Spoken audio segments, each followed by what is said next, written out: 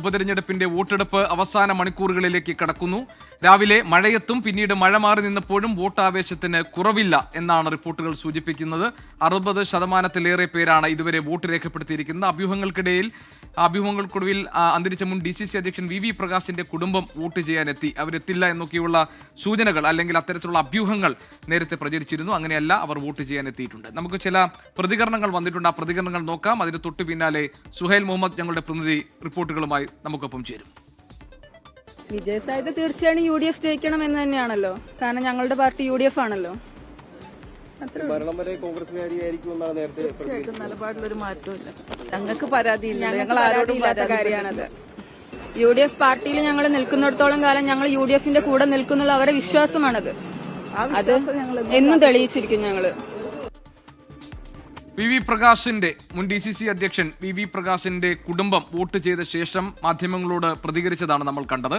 നമുക്ക് ഇനി വിപിൻ സി വിജയന്റെ റിപ്പോർട്ടിലേക്ക് പോകാം. വിപിൻ, ഇനിയിപ്പോൾ 4:30 മണിയായിരിക്കുന്നു, സമയം 4:35. ഇനി അവസാന ലാപ്പിലേക്ക് കടന്നിരിക്കുകയാണ് പോളിംഗ്. എങ്ങനെയാണ് പോളിംഗ് ശതമാനം? എനിക്ക് തോന്നുന്നു അതിലൊരു റെക്കോർഡ് പോളിംഗ് വന്നിരിക്കുന്നത് 78% എൻ്റെ ഓർമ്മ.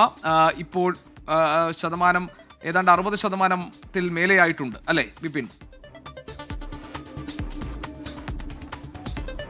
അതെ, 60% കഴിഞ്ഞിരിക്കുന്നു. ഇപ്പോൾ തെരഞ്ഞെടുപ്പ് കമ്മീഷന്റെ സൈറ്റിൽ നമ്മോട് പറഞ്ഞിരിക്കുന്നത് 56% എന്നാണ്. അത് ഏകദേശം ഒരു അരമണിക്കൂർ മുൻപുള്ള ഒരു കണക്കാണ്. ഇപ്പോൾ അത് 60 കഴിഞ്ഞിട്ടുണ്ട്. എങ്കിൽ പോലും അതൊരു 75-ന്റെ മുകളിലേക്കൊക്കെ പോകുമെന്ന് പ്രതീക്ഷിച്ചിരുന്നു എന്നുണ്ടെങ്കിലും ഒരു പക്ഷേ ആ ഒരു നിലയിലേക്ക് എത്താനുള്ളൊരു സാധ്യത കുറച്ച് കുറവാണ് എന്നുള്ളതാണ് ഈ ഘട്ടത്തിൽ മനസ്സിലാവുന്നത്. എല്ലായിടത്തും പോളിംഗ് നല്ല രീതിയിൽ തന്നെ നടന്നിട്ടുണ്ട്, അത് രാവിലെ മുതൽ. പക്ഷേ നമ്മൾ സാധാരണ കാണുന്നത് പോലെ വലിയൊരു ജനത്തിരക്ക് പലപ്പോഴും കാണാൻ കഴിയുകയില്ല. അതിനുള്ളൊരു പ്രധാനപ്പെട്ട കാരണം 59 പോളിംഗ് ബൂത്തുകൾ അധികമായി ഇപ്രാവശ്യം ഉണ്ടായിരുന്നു എന്നുള്ളതാണ്. അങ്ങനെ 263 ബൂത്തുകളാണ് ഉള്ളത്. അതുകൊണ്ട് തന്നെ ആൾത്തിരക്ക് അത്രത്തോളം തോന്നില്ല. പക്ഷേ ആ ഒരു ജനങ്ങൾ വോട്ട് ചെയ്യാൻ എത്തുന്നതിൻ്റെ ഒരു ഫ്ലോ അത് രാവിലെ മുതൽ തന്നെ എല്ലായിടത്തും കാണാനുണ്ടായിരുന്നു. ആളുകൾക്ക് എത്തി വളരെ സുഗമമായി തന്നെ വോട്ട് ചെയ്ത് തിരിച്ചു പോകാൻ കഴിയുന്ന ഒരു സംവിധാനം ഇപ്രാവശ്യം ഒരുക്കിയിരുന്നു. ഒരു ബൂത്തിലും ഒരു 1050 ആളുകളേക്കാൾ കൂടുതൽ വോട്ടർമാർ ഒരു സ്ഥലത്തും ഉണ്ടായിരുന്നില്ല. സാധാരണഗതിയിലൊക്കെ ഒരു 2000-ഓളം ഒക്കെ വോട്ടർമാർ ഒരു ബൂത്തിലുണ്ടാവും. അങ്ങനെ വൈകുന്നേരം ആകുമ്പോഴേക്കും വലിയൊരു തിരക്കൊക്കെ നമുക്ക് കാണാൻ സാധിക്കും. പക്ഷേ ഇപ്പോൾ നിലമ്പൂർ ഉപതെരഞ്ഞെടുപ്പിലേക്ക് വരുമ്പോൾ ബൂത്തുകളുടെ എണ്ണം കൂട്ടിയത് കൂടുതൽ സൗകര്യമായിട്ടുണ്ട് എന്നുള്ളത് വ്യക്തമാവുകയാണ് വൈകുന്നേരം ആകുമ്പോഴേക്കും. ഒപ്പം ഇപ്പോൾ പല ഭാഗങ്ങളിലായിട്ട് നമ്മളിപ്പോൾ നിൽക്കുന്നത് ഈ ചുങ്കത്തറയിലെ ഇവിടുത്തെ പോളിംഗ് സ്റ്റേഷനിൽ പോളിംഗ് സാമഗ്രികളൊക്കെ വിതരണം ചെയ്തിട്ടുള്ള സ്ഥലത്താണ്. ഇവിടെ തന്നെയാണ് ഇനി ഇവയെല്ലാം തന്നെ സൂക്ഷിക്കാൻ പോകുന്നത്. യന്ത്ര സാമഗ്രികളെല്ലാം തന്നെ സൂക്ഷിക്കാൻ പോകുന്നതും ഇവിടെ തന്നെയാണ്. 23-ാം തീയതി വോട്ടെണ്ണൽ ഇവിടെ വെച്ചിട്ടാണ്. അപ്പോൾ ഈ പ്രദേശത്തേക്ക് ഇപ്പോൾ ആര്യാടൻ ഷൗക്കത്ത് എത്തിയിരിക്കുകയാണ്. ഇവിടുത്തെ ആളുകളെ കാണുന്നതിന് വേണ്ടി, വോട്ടർമാരെ കാണുന്നതിനൊക്കെ വേണ്ടി ആര്യാടൻ ഷൗക്കത്ത് ഈ സ്ഥലത്തേക്ക് എത്തിയിരിക്കുകയാണ്. അദ്ദേഹം ഇപ്പോൾ വന്നത് എടക്കരയിൽ നിന്നാണ്. എടക്കരയിൽ VV പ്രകാശിൻ്റെ ഭാര്യയും മകളും വന്ന് വോട്ട് ചെയ്ത് അവർ മടങ്ങിയിരിക്കുന്നു. അതിനുശേഷം ആണ് ഇപ്പോൾ ആര്യാടൻ ഷൗക്കത്ത് പക്ഷേ ആ വീട്ടിലേക്ക് ഇപ്പോഴും പോയില്ല. അദ്ദേഹം ചുങ്കത്തറയിലെ ഇവിടെ എത്തി വോട്ടർമാരെ കാണുന്നതിനുള്ള ഒരു തിരക്കിലാണ്. വലിയ ശതമാനം പോളിംഗ് വരും എന്നുള്ളത് ഇവിടുത്തെ രാഷ്ട്രീയ പാർട്ടികളെല്ലാം തന്നെ ഒരുപോലെ കരുതുന്നുണ്ട്. കഴിഞ്ഞ തവണയൊക്കെ ഇന്നിപ്പോൾ രാവിലെ വലിയ രീതിയിലുള്ളൊരു മഴയൊക്കെ പെയ്തപ്പോൾ അത് വോട്ടിംഗ് ശതമാനത്തെ ബാധിക്കുമെന്നുണ്ടായിരുന്നു. മഴ ഉച്ചയോടുകൂടി വിട്ടുനിൽക്കുകയാണ്. അതോടുകൂടിയാണ് കുറച്ചുകൂടി പോളിംഗ് ഉയരും എന്നുള്ള ഒരു സാധ്യത ഇപ്പോൾ തെളിഞ്ഞു നിൽക്കുന്നത്. ശരി, പോളിംഗ് ശതമാനം ഇനിയും ഉയരാനാണ് സാധ്യത. 60% കടന്നിരിക്കുന്നു പോളിംഗ്. അനൌദ്യോഗികമായ കണക്കുകൾ പരിശോധിക്കുമ്പോൾ ഇലക്ഷൻ കമ്മീഷന്റെ വിവരങ്ങൾ ഏതാണ്ട് അരമണിക്കൂർ മുൻപ് നോക്കിയപ്പോൾ 55% ഇനിയും തെളിഞ്ഞ കാലാവസ്ഥയാണ്. അതുകൊണ്ട് തന്നെ പോളിംഗ് നിരക്ക് ഇനിയും ഉയരാനാണ് സാധ്യത എന്നാണ് നമ്മൾ മനസ്സിലാക്കേണ്ടത്. മോഡൽ UP സ്കൂൾ, നിലമ്പൂരിലെ മോഡൽ UP സ്കൂളിന് മുന്നിൽ നിന്ന് ദീപക് ധർമ്മടം ഞങ്ങളുടെ പ്രതിനിധി ചേരുന്നുണ്ട്. ദീപക്, രാവിലെ മഴയുണ്ടായിരുന്നു, പക്ഷേ ആ മഴയൊന്നും വകവയ്ക്കാതെ വോട്ടർമാർ പോളിംഗ് ബൂത്തിലെത്തി. എങ്കിലും റെക്കോർഡ് പോളിംഗ് രേഖപ്പെടുത്തിയ ആ കണക്കിലേക്ക് എത്തുമോ എന്നൊക്കെയുള്ള സംശയങ്ങളുണ്ടായിരുന്നു. പക്ഷേ ഉച്ച കഴിയുമ്പോഴും പോളിംഗ് വളരെ സ്റ്റഡിയായി ഉയരുന്നതാണ് നമ്മൾ കാണാൻ കഴിയുന്നത്. മോഡൽ UP സ്കൂൾ നിലമ്പൂരിലെ സാഹചര്യം എന്താണ്? കൂടുതൽ വോട്ടർമാർ അവിടെ പോൾ ചെയ്യാൻ വേണ്ടി എത്തിയിട്ടുണ്ടോ ദീപക്? ഗോപി, പൊതുവിൽ മണ്ഡലത്തിൻ്റെ ഒരു പൊതുചിത്രം നോക്കുമ്പോൾ ഇന്നത്തെ പോളിംഗ് നിരക്കിൽ നല്ല ഉയർച്ചയാണ് ഉണ്ടായിരിക്കുന്നത്. കാരണം ഇപ്പോൾ ഞാൻ നിൽക്കുന്ന ബൂത്ത് മോഡൽ UP സ്കൂളിൽ ഇവിടെ 5 പോളിംഗ് സ്റ്റേഷനുണ്ട്. അതിൽ ഞാൻ നിൽക്കുന്നത് ഇപ്പോൾ 180-ാം ബൂത്തിലാണ്. 180-ാം ബൂത്തിൽ ഇപ്പോൾ ഒരു വോട്ടർമാർ പോലും ഇവിടെ ഇല്ല. 72% പോളിംഗ് 4:30 മണിയാകുമ്പോഴേക്കും ഇവിടെ രേഖപ്പെടുത്തി കഴിഞ്ഞു. ഇപ്പോൾ ഉദ്യോഗസ്ഥർക്ക് വിശ്രമിക്കാൻ അല്പം സമയം കിട്ടിയിരിക്കുകയാണ്. കാരണം ഇത്രയും നേരം വലിയ തിരക്കായിരുന്നു ഇവിടെ പോളിംഗ് രേഖപ്പെടുത്താൻ വേണ്ടി, വോട്ട് രേഖപ്പെടുത്താൻ വേണ്ടി. പക്ഷേ ഇപ്പോൾ അത്തരത്തിലുള്ള തിരക്കില്ല. നമുക്കിപ്പോൾ ഇതിൻ്റെ ഈ പോളിംഗ് സ്റ്റേഷൻ്റെ മുൻപിലുള്ള വരാന്ത നോക്കിയാൽ തന്നെ കാണാം. നേരത്തെ വലിയ തിരക്കുണ്ടായിരുന്നു. കനത്ത മഴയിൽ ഉച്ചയ്ക്കൊക്കെ വലിയ കനത്ത മഴയായിരുന്നു. ആ മഴയുടെ സമയത്ത് പോലും വലിയ രീതിയിലുള്ള തിരക്ക് നേരത്തെ ഉണ്ടായിരുന്നു. പക്ഷേ ഇപ്പോൾ ആ തിരക്കില്ല. പക്ഷേ ഒരു കാരണം 72% പോളിംഗ് ഒരു ബൂത്തിൽ, ഇതിൽ 180-ാം ബൂത്തിൽ രേഖപ്പെടുത്തിയിരിക്കുന്നു. അങ്ങനെ നോക്കുമ്പോൾ ഇപ്പോൾ 2 സ്ത്രീകൾ വോട്ട് ചെയ്യാൻ വേണ്ടി എത്തിക്കൊണ്ടിരിക്കുകയാണ്. അപ്പോൾ ഈ ഇവിടെയുള്ള 5 ബൂത്തുകളിലും വലിയ തിരക്കായിരുന്നു നേരത്തെ അനുഭവപ്പെട്ടത്. പക്ഷേ എന്നാൽ ഇപ്പോൾ തിരക്ക് കുറഞ്ഞിട്ടുണ്ട്. നമുക്ക് ആ ബൂത്തിലേക്കൊന്ന് പോയി നോക്കിയാൽ അവിടുത്തെ ഒരു സാഹചര്യം കൂടി മനസ്സിലാവും. കാരണം വലിയ രീതിയിലുള്ള പ്രചരണം നടന്ന ഒരു മണ്ഡലം. ഉപതെരഞ്ഞെടുപ്പിൽ കേരള രാഷ്ട്രീയം നിലമ്പൂരിലേക്ക് ചുരുങ്ങി. അതുകൊണ്ട് തന്നെ പ്രചണ്ഡമായ ഒരു പ്രചരണം നടന്നു 25 ദിവസം. ആ 25 ദിനരാത്രം കാടും നാടും ഇളക്കിമറിച്ച ഒരു പ്രചരണമായിരുന്നു നിലമ്പൂരിൽ. വിഷയങ്ങൾ അതിൽ യുദ്ധം മുതൽ ഏറ്റവും ഒടുവിൽ നടന്ന വിവാദ പ്രസ്താവനകൾ വരെ അതിൽ വിഷയമായി. പക്ഷേ അതിൻ്റെ ഒരു പോളിംഗ് ശതമാനത്തിലെ ഉയർച്ച നമുക്ക് പ്രകടമാണ്. അത് കൃത്യമായി നമുക്ക് രാവിലെ മുതൽ, അത് ഒരുപക്ഷെ നമ്മൾ രാവിലെ 6 മണിക്ക് നമ്മൾ പോളിംഗ് സ്റ്റേഷനിൽ നിന്നും ആദ്യത്തെ ലൈവ് ആരംഭിക്കുമ്പോൾ വരെ വോട്ട് ചെയ്യാൻ വേണ്ടി ആൾക്കാർ ക്യൂ നിൽക്കുന്ന കാഴ്ചയാണ് കണ്ടത്. പക്ഷേ ഇപ്പോൾ മഴ മാറുന്നു. ഏറ്റവും ഒടുവിൽ കുറച്ചുപേർ വോട്ട് ചെയ്യാൻ ബാക്കിയുള്ളത് വന്നു ചെയ്യുന്ന കാഴ്ചയാണ് കാണുന്നത്. പക്ഷേ നിലമ്പൂരിൽ ഒരു 8 മാസത്തേക്കുള്ള ഒരു ജനപ്രതിനിധിയെ, ഒരു സാമാജികനെ തിരഞ്ഞെടുക്കുക എന്നതിനേക്കാൾ അപ്പുറത്തേക്ക് വലിയ രാഷ്ട്രീയ പ്രാധാന്യം ഈ ഉപതെരഞ്ഞെടുപ്പിനുണ്ട് എന്ന് നിലമ്പൂരിലെ വോട്ടേഴ്സ് തന്നെ തെളിയിക്കുകയാണ്. ഗോപി. ശരി, ദീപക് ധർമ്മണമാണ് വിവരങ്ങൾ നൽകിയത്. ഇനി നമ്മൾ ചുങ്കത്തറ പള്ളിക്കുത്ത് ഗവൺമെന്റ് സ്കൂളിലേക്ക് പോകുന്നു. അവിടെ മിഥില ബാലൻ ഞങ്ങളുടെ പ്രതിനിധിയുണ്ട്. മിഥില, എങ്ങനെയാണ് ഈ സ്കൂളിൽ വോട്ടർമാരെത്തുന്നുണ്ടോ, തിരക്കുണ്ടോ? രാവിലത്തെ അപേക്ഷിച്ച് ഈ വോട്ടർമാരുടെ എണ്ണം ഇപ്പോൾ കൂടുതലാണോ?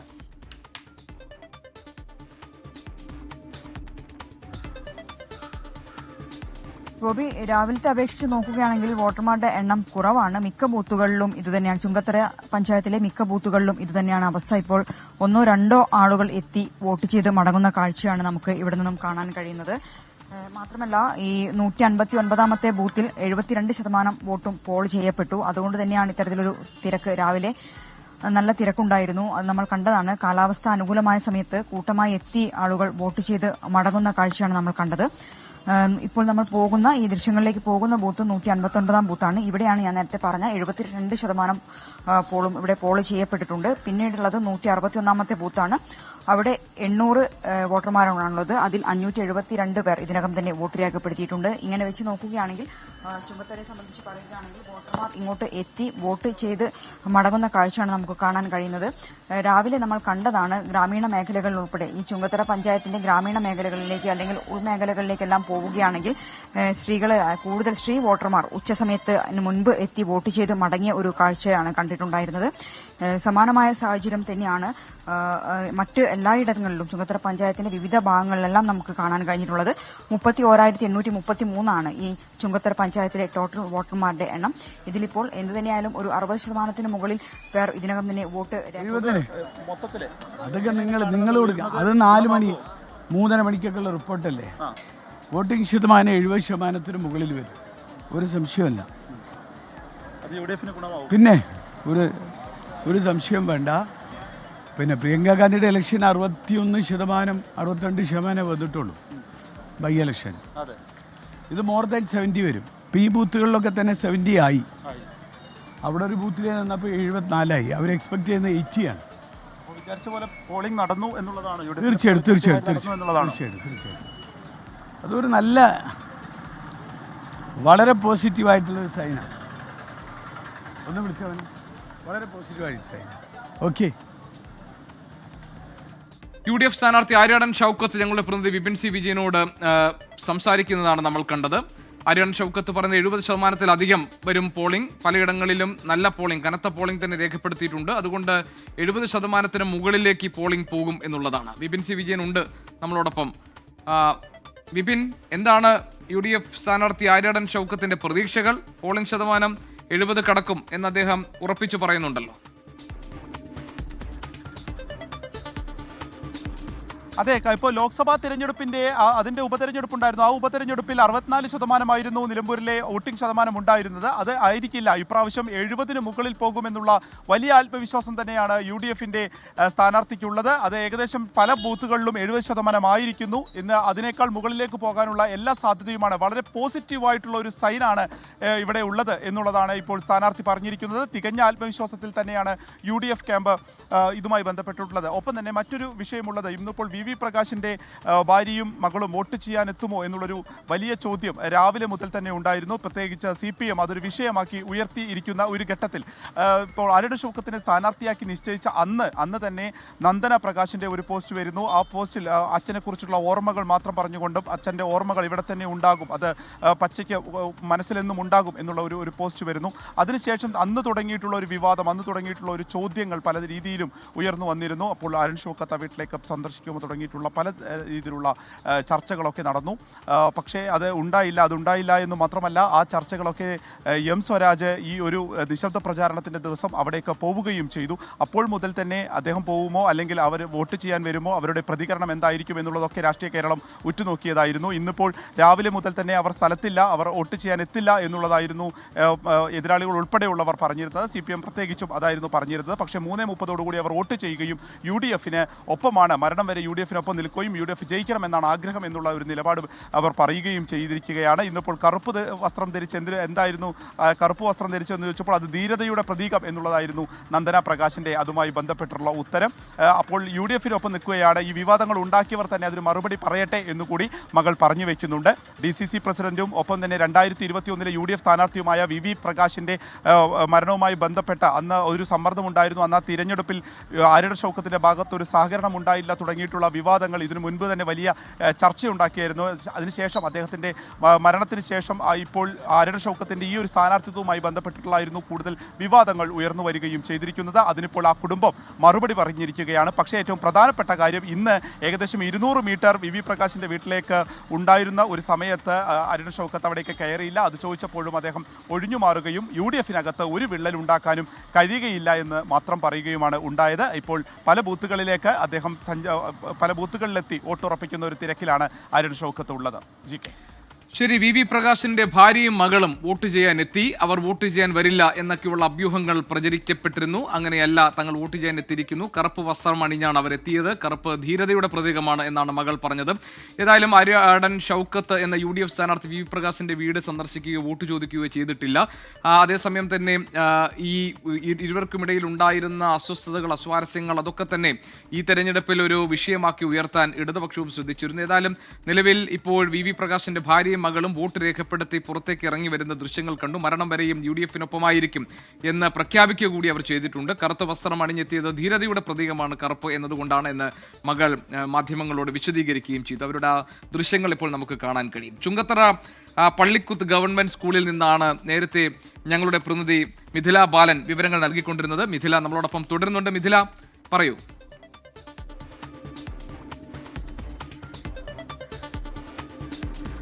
ഗോപി നേരത്തെ സൂചിപ്പിച്ചതുപോലെ തന്നെ ഇപ്പോൾ നമുക്ക് ഇവിടെ നിന്ന് നൽകാൻ കഴിയുന്ന കാഴ്ചയും വിവരങ്ങളും എന്നത് നേരത്തെ നമ്മൾ കൂട്ടമായി വന്ന ആളുകൾ വോട്ട് രേഖപ്പെടുത്തി പോകുന്ന ഒരു കാഴ്ചയായിരുന്നു കണ്ടിരുന്നത്. എന്നാൽ ഉച്ച കഴിഞ്ഞിപ്പോൾ ഓരോ ആളുകളായി എത്തി വോട്ട് രേഖപ്പെടുത്തി മടങ്ങുന്ന കാഴ്ചയാണ് കാണാൻ കഴിയുന്നത്.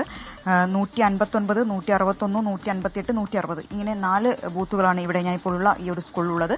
ഇതിൽ ഒരു ബൂത്തിൽ ഇതിനകം തന്നെ 72% വോട്ട് പോൾ ചെയ്തു കഴിഞ്ഞിട്ടുണ്ട്. ഒരു ബൂത്തിൽ 800 ആണ് ടോട്ടൽ വോട്ടുള്ളതെങ്കിൽ 572 പേർ മാത്രമാണ് വോട്ട് രേഖപ്പെടുത്താൻ എത്തിയത്. ഇനി വരുന്ന സമയങ്ങളിൽ കൂടുതൽ പേർ ഇങ്ങോട്ട് എത്തും എന്ന ഒരു പ്രതീക്ഷ തന്നെയാണുള്ളത്. ഈ ബൂത്തുകൾക്ക് പുറത്ത് രാഷ്ട്രീയ പാർട്ടി പ്രതിനിധികളുടെ വലിയൊരു സ്ക്വാഡ് വർക്ക് തന്നെയുണ്ട്. കാരണം ഒരു വോട്ടർ പട്ടിക നോക്കി ഇനി എത്ര ആളുകളെ ഇങ്ങോട്ട് എത്തിക്കണം. കഴിഞ്ഞ ദിവസം 22 ദിവസം നമ്മൾ കണ്ടതാണ് ഈ ഒരു നിലമ്പൂരിലെ പ്രചാരണം.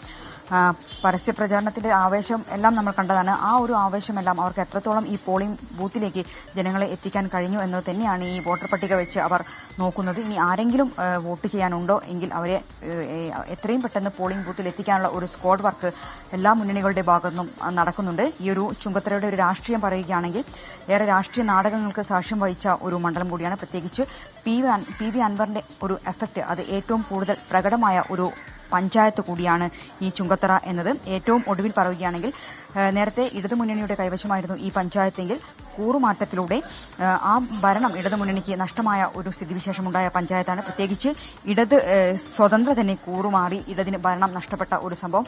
അത് PV അൻവർ ഇടതുമുന്നണി വിട്ടതിന് പിന്നാലെയാണ് ഇത്തരമൊരു മാറ്റം എന്നതും ശ്രദ്ധേയമാണ്. ഈ ഒരു ചുങ്കത്തറ എന്നത് പറയുന്നത് PV അൻവറിനെ സംബന്ധിച്ചിടത്തോളം അൻവറിന് ഏറെ സ്വാധീനമുള്ള ഒരു പഞ്ചായത്ത് കൂടിയാണ് ഈ ചുങ്കത്തറ എന്നത്. അതുകൊണ്ട് തന്നെ ഇവിടുത്തെ ആളുകളുടെ വോട്ടുകൾ അത് വലിയ രീതിയിൽ തന്നെ ഒരു നിലമ്പൂരിലെ ഈ ഒരു ഉപതെരഞ്ഞെടുപ്പിൽ പ്രതിഫലിക്കും. ഇതുതന്നെയാണ് നമ്മളിപ്പോൾ ദൃശ്യങ്ങളിൽ കാണുന്നത് പോലെ ആളുകൾ ഇങ്ങോട്ട് എത്തി വോട്ട് രേഖപ്പെടുത്തി മടങ്ങുന്നു. പുറത്താണെങ്കിൽ രാഷ്ട്രീയ പാർട്ടി പ്രതിനിധികളുടെ നേതൃത്വത്തിൽ വലിയ രീതിയിലുള്ള സ്ക്വാഡ് പ്രവർത്തനം. അവർ വോട്ടർ പട്ടിക നോക്കി ഇനി ആരെങ്കിലും ഇങ്ങോട്ട് എത്താനുണ്ടോ എങ്കിൽ അവരെ ബൂത്തുകളിൽ എത്തിക്കാനുള്ള ഒരു ശ്രമവും നടക്കുന്നുണ്ട്. ഗോപി. മിഥില ബാലനാണ് ചുങ്കത്തറ പള്ളിക്കുത്ത് ഗവൺമെന്റ് സ്കൂളിൽ നിന്നുള്ള വിവരങ്ങൾ നൽകിയത്. ഇപ്പോഴും ആളുകൾ വോട്ട് രേഖപ്പെടുത്താൻ എത്തുന്ന വോട്ടർമാരെ നമുക്ക് കാണാം. ഉച്ചയ്ക്ക് ഒരല്പം മന്ദഗതിയിലായിരുന്ന പോളിംഗ് വീണ്ടും ഒന്ന് ഉഷാറായി വരുന്നു. കൂടുതൽ ആളുകൾ വോട്ട് രേഖപ്പെടുത്താൻ വേണ്ടി എത്തുന്നുണ്ട്. 70% കിടക്കും. 70% ഉപരി വോട്ട് പോളിംഗ് ഉണ്ടാകും എന്നാണ് UDF സ്ഥാനാർത്ഥി അല്പം മുൻപ് പറഞ്ഞത്.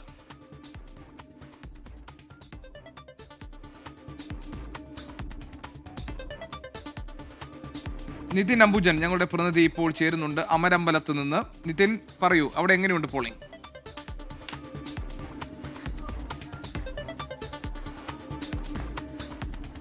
JK, നിലവിൽ ഇപ്പോൾ ഏതാണ്ട് 60%-ലധികം പോളിംഗ് അമരമ്പലം പഞ്ചായത്തിൽ ഇപ്പോൾ ഇതിനും തന്നെ പോളിംഗ് രേഖപ്പെടുത്തിയിട്ടുണ്ട്. ഇപ്പോഴും വോട്ട് ചെയ്യാനായി സ്ത്രീകളടക്കമുള്ളവരുടെ ക്യൂ ഇവിടെ നമുക്ക് കാണാം.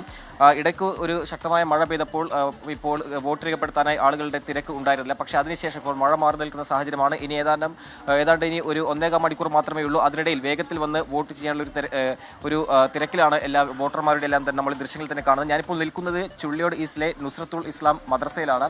255, 254 അങ്ങനെ 2 ബൂത്തുകളാണ് ഇവിടെയുള്ളത്. രാവിലെ മുതൽ തന്നെ ഇവിടെ വലിയ തിരക്ക് അനുഭവപ്പെട്ടിരുന്നു. പൊതുവെ ശാന്തമായി തന്നെയാണ്, സമാധാനപരമായി തന്നെയാണ് അമരമ്പലം പഞ്ചായത്തിലെ വോട്ടർ പോളിംഗ് പുരോഗമിക്കുന്നത്. ഇടയ്ക്ക് കുറ്റമ്പാറ സ്കൂളിൽ വോട്ട് രേഖപ്പെടുത്താനെത്തിയ ആൾ അവിടെ വോട്ട് രേഖപ്പെടുത്തിയ ശേഷം അവിടെ തന്നെ തുടർന്നത് പോലീസുമായി ചില തർക്കത്തിൽ ഇടയാക്കിയിരുന്നു. അതിനുശേഷം ചില സുരക്ഷാ ക്രമീകരണങ്ങൾ പോലീസ് അവിടെ ഒരുക്കിയതൊഴിച്ചാൽ മറ്റ് അനിഷ്ട സംഭവങ്ങളോ ഒന്നും തന്നെ അവിടെ റിപ്പോർട്ട് ചെയ്തിട്ടില്ല. കഴിഞ്ഞ 2021 നിയമസഭാ തെരഞ്ഞെടുപ്പിൽ അമരമ്പലം പഞ്ചായത്തിൽ 77% പോളിംഗ് ആണ് രേഖപ്പെടുത്തിയത്. ഇക്കുറി അതിലും മുകളിലേക്ക് പോകുമെന്നൊരു പ്രതീക്ഷ തന്നെയാണ്. എന്തായാലും LDF-ഉം അതോടൊപ്പം തന്നെ ബാക്കി UDF എല്ലാം തന്നെ വെച്ചു പുലർത്തുന്ന നമുക്കറിയാം. 2016-ലും 2021-ലും ഇടതുമുന്നണിക്ക് മേൽക്കൈ നൽകിയ പഞ്ചായത്താണ്. അവർ വലിയ പ്രതീക്ഷയിൽ തന്നെയാണ് ഇക്കുറിയുമുള്ളത്. 2021-ൽ PV അൻവർ 2700 വോട്ട് ഭൂരിപക്ഷം ജയിച്ചപ്പോൾ 1494 വോട്ടിന്റെ ഭൂരിപക്ഷം നൽകിയത് അമരമ്പലം പഞ്ചായത്താണ്. ഇക്കുറി ഇടതുമുന്നണി ഇവിടെ വലിയ പ്രതീക്ഷ വെക്കുന്നു. കാരണം ഇത്തവണ സ്വരാജാണ്. മാത്രമല്ല പാർട്ടി ചിഹ്നത്തിൽ ഒരു സ്ഥാനാർത്ഥി വരുമ്പോൾ അതിൻ്റെ എല്ലാം തന്നെ ആവശ്യത്തിൽ ഈ പഞ്ചായത്തിൽ LDF-ന് മേൽക്കൈ ഉണ്ടാകുമെന്നൊരു പ്രതീക്ഷയാണ് അവർ വെച്ചു പുലർത്തുന്നത്. പക്ഷേ സർക്കാർ വിരുദ്ധ വോട്ടുകൾ തങ്ങൾക്ക് അനുകൂലമാകുമെന്ന് UDF ക്യാമ്പും അങ്ങനെ പ്രതീക്ഷ വെക്കുന്നു. അങ്ങനെ ശക്തമായ ഒരു രാഷ്ട്രീയ മത്സരം നടക്കുന്ന നിലമ്പൂരിൽ അമരമ്പലം പഞ്ചായത്തിലെ ജനവിധിയും എന്തായാലും വലിയ നിർണായക സ്വാധീനമാകുമെന്ന കാര്യത്തിൽ തർക്കമില്ല. ഇപ്പോഴും വോട്ട് രേഖപ്പെടുത്താൻ ആളുകൾ ഇവിടെ എത്തിക്കൊണ്ടിരിക്കുന്നുണ്ട്. പരമാവധി 6 മണിക്കുള്ളിൽ തന്നെ പോളിംഗ് അവസാനിപ്പിക്കാൻ കഴിയുമെന്നൊരു പ്രതീക്ഷ തന്നെയാണ് ഉദ്യോഗസ്ഥരടക്കം പങ്കുവയ്ക്കുന്നത്. മറ്റ് സ്കൂളുകൾ പ്രത്യേകിച്ചും പൂക്കോട്ട് വഴി അടക്കമുള്ള സ്ഥലങ്ങളിലും സമാനമായി തന്നെ ഇപ്പോൾ ആളുകൾ എത്തി തുടങ്ങുന്നുണ്ട്. അല്പം ശക്തമായ മഴ പെയ്ത സമയത്ത് ഒരു തിരക്ക് കുറഞ്ഞെങ്കിലും നിലവിലിപ്പോൾ വീണ്ടും ആളുകളുടെ എല്ലാം തന്നെ തിരക്ക് പല ബൂത്തുകളിലും അനുഭവപ്പെടുന്നുണ്ട്. എന്തായാലും രാവിലെ 7 മണി മുതൽ തന്നെ പോളിംഗ് ഇവിടെ സമാധാനപരമായി തന്നെയാണ് പുരോഗമിക്കുന്നത്. നിലവിലിപ്പോൾ ഏതാണ്ട് 62%-ലധികം പോളിംഗ് രേഖപ്പെടുത്തിയതാണ് മനസ്സിലാക്കാൻ സാധിക്കുന്നത്. നേരത്തെ സൂചിപ്പിച്ചു, ശക്തമായ രാഷ്ട്രീയ മത്സരം നടക്കുന്ന മണ്ഡലത്തിൽ ഇടതുമുന്നണിക്ക് മേൽക്കൈയുള്ള ഒരു പഞ്ചായത്താണ്. അതുകൊണ്ട് തന്നെ ഇക്കുറിയും അതേ മേൽക്കൈ നിലനിർത്താൻ കഴിയുമെന്നൊരു പ്രതീക്ഷ അവർ വെച്ചു പുലർത്തുന്നു. നേരത്തെ സ്ഥാനാർത്ഥി എം സ്വരാജ് ഈ പഞ്ചായത്തിലെ ബൂത്ത് സന്ദർശിച്ചു. അതിനുശേഷം ഇപ്പോൾ മറ്റ് പഞ്ചായത്തിലടക്കം ഇപ്പോൾ അദ്ദേഹം പോകുന്നുണ്ട്. എന്തായാലും ശക്തമായ രാഷ്ട്രീയ മത്സരം നടക്കുമ്പോൾ ആളുകളുടെ എല്ലാം തന്നെ പ്രതികരണം ചോദിക്കാം. ചേട്ടാ, വലിയ ആവശ്യം തന്നെയാണ് ഇപ്പോൾ ഈ ഒരു തിരക്ക്. കഴിഞ്ഞ വർഷം 77 ഇവിടെ രേഖപ്പെടുത്തി. ഇക്കുറി അതിന് മുകളിലേക്ക് പോകുമോ പോളിംഗ്? എന്തോ അതിനെപ്പറ്റി കൂടുതലൊന്നും അറിയില്ല. എന്തായാലും കുഴപ്പമില്ലാത്ത രീതിയിൽ പോളിംഗ് ഉണ്ടാവും. എങ്ങനെയാണ് വലിയ പൊതുവെ മണ്ഡലത്തിൽ ആവശ്യം? എങ്ങനെ മണ്ഡലത്തിന്റെ ആവശ്യം പറയാൻ നല്ല ക്ഷേമപ്രവർത്തനങ്ങൾ നടത്താം, അതൊക്കെ തന്നെ വികസനം നടത്തുക. എന്തായാലും പല രാഷ്ട്രീയ വിഷയങ്ങളൊക്കെ ചർച്ചയായ തെരഞ്ഞെടുപ്പാണ്. അതുകൊണ്ട് തന്നെ ഇത്തവണ നിലമ്പൂരിലെ ജനവിധി നമുക്കറിയാം വലിയ രാഷ്ട്രീയ പ്രാധാന്യമുണ്ട്. ഇക്കുറി എങ്ങനെയാകുമെന്ന് ഈ മാസം 23-ന് കാത്തിരിക്കേണ്ടി വരും. എന്തായാലും നിലവിൽ ഇപ്പോൾ അമരമ്പലം പഞ്ചായത്തിലെ പോളിംഗ് പുരോഗമിക്കുന്നു. 6 മണിക്ക് പോളിംഗ് അവസാനിപ്പോൾ നമുക്കറിയാം ഒരുപക്ഷെ 77-ന് മുകളിൽ പോകാനുള്ള സാധ്യതയാണ് ഇപ്പോഴത്തെ സാഹചര്യം നമുക്ക് പറയാൻ സാധിക്കുക. ശരി, നിതിൻ അംബുജനാണ് വിവരങ്ങൾ നൽകിയത്. നമുക്ക് 70%-ന് പുറത്തേക്ക് പോളിംഗ് കടക്കും എന്ന പ്രതീക്ഷയാണ് സ്ഥാനാർത്ഥികൾക്കും അതുപോലെ വോട്ടർമാർക്കും ഒക്കെ ഉള്ളത്. ഇപ്പോൾ 65.27 ഏറ്റവും പുതിയ പോളിംഗ് കണക്കാണ് നമുക്ക് പുറത്തു വരുന്നത്. 65.27 ആണ് ഇപ്പോഴത്തെ പോളിംഗ് കണക്ക് പുറത്തു വരുന്നത്. അത് 70% കടക്കും എന്ന പ്രതീക്ഷ മുന്നണി സ്ഥാനാർത്ഥികളും പുലർത്തുന്നു. അതോടൊപ്പം തന്നെ അവിടുത്തെ ജനങ്ങളും ഇതേ പ്രതീക്ഷയാണ് പങ്കുവെക്കുന്നത്. 65.27% നിലവിലെ പോളിംഗ്.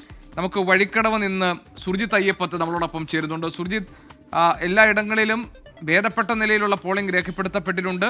രാവിലെ മഴ മാറി നിന്ന ശേഷം പിന്നീട് ആളുകൾ കൂടുതലായി വോട്ട് ചെയ്യാൻ എത്തി. ഉച്ചയ്ക്ക് അല്പം കുറവായിരുന്നെങ്കിലും പിന്നീട് അങ്ങോട്ട് കൂടുതൽ ആളുകൾ എത്തുന്നതാണ് കണ്ടത്. 70% കടക്കും എന്നതാണ് പൊതുവിൽ ആളുകളുടെ ഒരു പ്രതീക്ഷ. എന്താണ് വഴിക്കടവിലെ വിവരങ്ങൾ? ജിക്കെ, ഞാൻ നിൽക്കുന്ന ഇടം എന്ന് പറയുന്നത് ഇന്ന് രാവിലെ ഏറ്റവും ആദ്യം എത്തിയ ഒരു പോളിംഗ് ബൂത്താണ്. അത് 35-ാം നമ്പർ പോളിംഗ് ബൂത്താണ്. ആ പോളിംഗ് ബൂത്തിൽ രാവിലെ ഏതാണ്ട് 1 മണിക്കൂറോളം പോളിംഗ് വൈകിയിരുന്നു. AUPS വഴിക്കടവ്, അവിടെയാണ് 35-ാം ബൂത്ത്. 4 ബൂത്തുകളാണ് ഇവിടെ മൊത്തം ഉള്ളത്.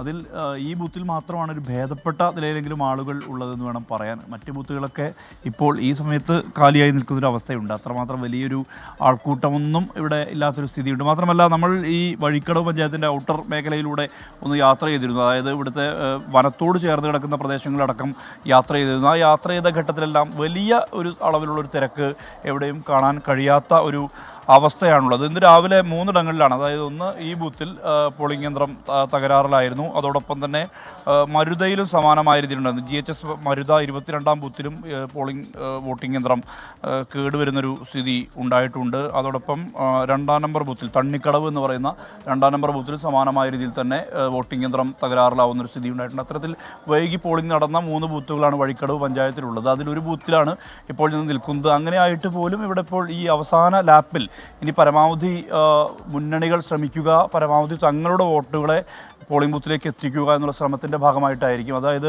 ഇവിടെ നിന്നും അകത്തു നിന്ന് പുറത്തേക്ക് പോകുന്ന വിവിധ രാഷ്ട്രീയ പാർട്ടികളുടെ പ്രതിനിധികൾ ഇതിനകത്തുണ്ട്. അവർ തയ്യാറാക്കുന്ന സ്ലിപ്പ്, വോട്ട് ചെയ്യുന്ന മുറയ്ക്ക് തയ്യാറാക്കുന്ന സ്ലിപ്പിൽ ബാക്കി നിൽക്കുന്ന ആളുകൾ, വോട്ടർ പട്ടികയിൽ ബാക്കി നിൽക്കുന്ന ആളുകൾ അത് കൃത്യമായി ലിസ്റ്റ് ചെയ്ത് ആളുകളെ വീട്ടിൽ പോയി കണ്ട് പരമാവധി വേഗത്തിൽ തന്നെ പോൾ ചെയ്യിപ്പിക്കാനുള്ളൊരു ഇടപെടൽ, അതാണ് ഈ അവസാന ലാപ്പിൽ ഉണ്ടാവുക. ഇവിടെ ഒരുപക്ഷെ 6 മണി വൈകിയ കാരണം 6 മണിക്ക് ശേഷവും പോളിംഗ് നടക്കുമോ എന്നുള്ള കാര്യത്തിൽ അത്തരത്തിലൊരു ആശയക്കുഴപ്പം നിലനിൽക്കുന്നുണ്ട്. കൂടുതൽ സമയം അനുവദിക്കാനുള്ള സാധ്യത ഉൾപ്പെടെ ഉണ്ടോ എന്നുള്ളത് വ്യക്തമല്ല. എന്തായാലും നിലവിലിപ്പോൾ വലിയ തിരക്ക് ഈ വഴിക്കടവ് പഞ്ചായത്തിൻ്റെ മേഖലയിലില്ല. 62% പോളിംഗ് പഞ്ചായത്തിൽ മൊത്തം രേഖപ്പെടുത്തിയിട്ടുണ്ട് എന്നുള്ളതാണ് അനൗദ്യോഗികമായ വിവരം. അത് ഔദ്യോഗിക വിവരമല്ല, അനൗദ്യോഗിക വിവരമാണ്. മാത്രമല്ല, വിവിധ ആദിവാസി സെറ്റിൽമെൻറ്റുകൾ ഉള്ള ഒരു പഞ്ചായത്ത് കൂടിയാണ്. ഇവിടുത്തെ രാഷ്ട്രീയ പശ്ചാത്തലം കൂടി പറയുമ്പോൾ ഒരുപക്ഷെ ആദ്യം എണ്ണുന്ന പഞ്ചായത്ത് വഴിക്കടവ് പഞ്ചായത്താണ്. സ്വാഭാവികമായും ഈ ഇവിടുത്തെ ഭൂരിപക്ഷം, അതായത് ഈ പഞ്ചായത്ത് നൽകുന്ന ഭൂരിപക്ഷം വിജയത്തെ നിശ്ചയിക്കും എന്നുള്ളതാണ് പൊതുവെ ആളുകൾ പറയുന്നത്. കഴിഞ്ഞ തെരഞ്ഞെടുപ്പിൽ പോലും PV അൻവറിന് 35 വോട്ടുകളുടെ വ്യത്യാസം ആണ് ഉള്ളത്, ഭൂരിപക്ഷം ആണ് ഇവിടെ ഉള്ളത്. അത്തരത്തിൽ അതിന് മുൻപേ അത് വലിയ ഒരു മാർജിൻ ഉണ്ടായിരുന്നു, അതായത് ഭേദപ്പെട്ടൊരു മാർജിൻ ഉണ്ടായിരുന്നു. അങ്ങനെ വരുമ്പോൾ ഈ പഞ്ചായത്ത് ഭരിക്കുന്നത് UDF ആണ്. ഒപ്പം തന്നെ നിയമസഭാ തെരഞ്ഞെടുപ്പിൽ മേൽക്കൈ കഴിഞ്ഞ 2 ടേമുകളിലായി LDF-നാണ്. ഇടയ്ക്ക്, അതായത് ഇതിന് മുൻപുള്ള ഭരണസമിതി, പഞ്ചായത്ത് ഭരണസമിതി, അത് LDF-നായിരുന്നു. അങ്ങനെ മാറിയും മറിഞ്ഞും കിട്ടുന്ന ഒരു ഭരണസമിതിയാണ്. പക്ഷേ UDF-ന് വലിയ പ്രതീക്ഷ വെച്ച് പുലർത്തുന്ന ഒരു പഞ്ചായത്ത് കൂടിയാണ് വഴിക്കടവ്. പക്ഷേ എന്താകും എന്നുള്ള കാര്യത്തിൽ ഇനി അറിയേണ്ടതുണ്ട്. മാത്രമല്ല, വളരെ സജീവമായ രീതിയിൽ തന്നെ അവസാന ലാപ്പിൽ പരമാവധി ആളുകളെ പോളിംഗ് ബൂത്തിലേക്ക് എത്തിക്കുക എന്നുള്ള ശ്രമം രാഷ്ട്രീയ പാർട്ടികൾ തുടരും. ആ നടപടികൾ കൂടുതൽ പേരെ, പരമാവധി ആളുകളെ, വോട്ടർമാരെ പോളിംഗ് ബൂത്തിലേക്ക് എത്തിക്കുക എന്നതാണ് മുന്നണികൾ ശ്രമിക്കുന്നത്. വലിയ 70% പുറത്തേക്ക് പോളിംഗ് പോകും എന്ന പ്രതീക്ഷയാണ് നാട്ടുകാർക്കുമുള്ളത്. സുർജിത്ത് അയ്യപ്പത്തി വിവരങ്ങൾ നൽകിയത് വഴിക്കടവ് പഞ്ചായത്തിൽ നിന്നാണ്. അവിടുത്തെ പോളിംഗ് ശതമാനത്തിന്റെ വിവരങ്ങളായിരുന്നു സുർജിത്ത് നൽകിയത്.